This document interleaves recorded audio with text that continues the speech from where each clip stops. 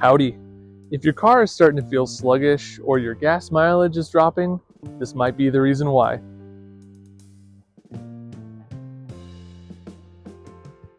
Your engine air filter is what controls the airflow into your engine, and if it gets dirty, then it can really hurt your fuel efficiency as well as your overall performance. Just pop the hood and locate the air box. It'll be a large plastic enclosure that is typically connected to the engine. Once you've located it, undo the clips and lift the cover. Then you should be able to pull out the old filter, and you can see just how dirty it gets over time. Drop the new one in, making sure it's seated properly, and then you'll close it up, clip it back down, and you're done. Super quick, and it helps your engine run better. As always, thanks for watching.